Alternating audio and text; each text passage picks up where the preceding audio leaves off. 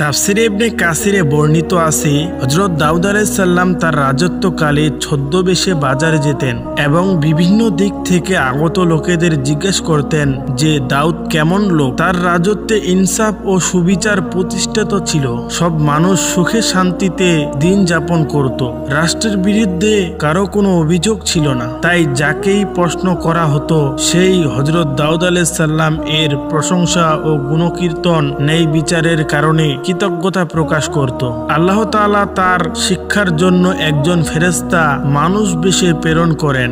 দাউদ আলাইহিস সালাম যখন বাজারে যাওয়ার জন্য ছদ্মবেশে বের হলেন তখন ওই ফেরেশতার সাথে সাক্ষাৎ হলো। অভ্যাস অনুযায়ী তাকেও তিনি সেই প্রশ্ন করলেন। মানবরূপী ফেরেশতা জবাব দিল, দাউদ খুব ভালো লোক, নিজের জন্য এবং উম্মত ও প্রজাদের জন্য তিনি সর্বোত্তম ব্যক্তি। তবে তার মধ্যে এমন একটি অভ্যাস আছে যা না থাকলে তিনি পুরোপুরি কামেল মানুষ হয়ে যেতেন। তিনি জিজ্ঞাসা করলেন, সেটা কি অভ্যাস? ফেরেশতা বলল, তিনি তার ও তার পরিবারের ভরণ পোষণ বাইতুল মাল তথা সরকারি ধনাগার থেকে গ্রহণ করেন। একথা শুনে হযরত দাউদ আলাইহিস সালাম আল্লাহ তাআলার কাছে কাকুতি মিনতি ও দোয়া করতে থাকেন। তিনি বলেন, হে আল্লাহ, আমাকে এমন কোনো কাজ শিক্ষা দিন যার পারিশ্রমিক দ্বারা আমি নিজের ও পরিবারের ভরণ পোষণ চালাতে পারি এবং জনগণের সেবা ও রাজকার্য বিনা পারিশ্রমিকে আঞ্জাম দিতে সক্ষম হই। আল্লাহ তাআলা তার দোয়া কবুল করেন এবং তাকে